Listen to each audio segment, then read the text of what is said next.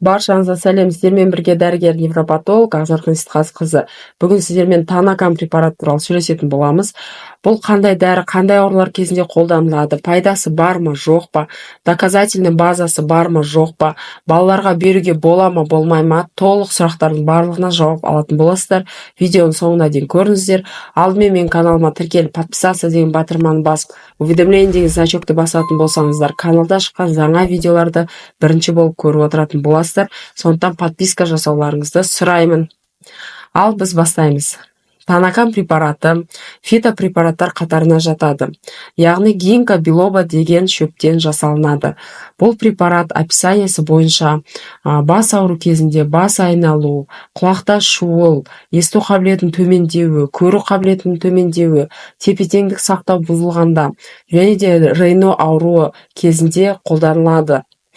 Жанама әсерлеріне келетін болсақ, бұл препарат қанды сұйылтатындықтан әртүрлі асқазан аурулары кезінде, асқазан жаралары кезінде, 12-шек жаралар кезінде, инсульт, инфаркт кезінде қолдануға болмайды.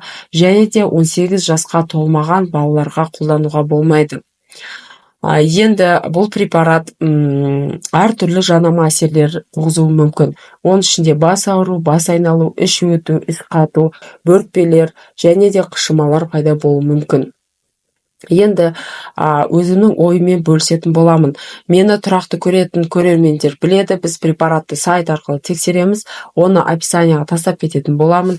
Біз Медайкю деген сайтқа кіреміз, Танакам препараты деп жазамыз. Бұл сайтқа мен Танакам деп тердім. Сол кезде шығады препарат не обладает доказанной эффективностью. Яғни бұл препаратты тексерген кезде осы айтылған барлық ауруларға ешқандай әсері жоқ деген сөз. Енді бұл препаратқа құрамы ұқсас гинка билоба шөбі бар дәрілерді мына жерде 13 препарат жазылған. Бұл сайттан тоже көрсеңіздер болады, описанияға жазып кетем.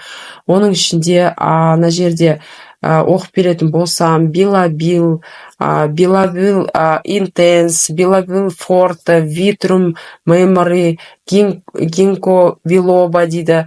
То есть гинас, неше түрлі мына жерде 13 препарат жазылған.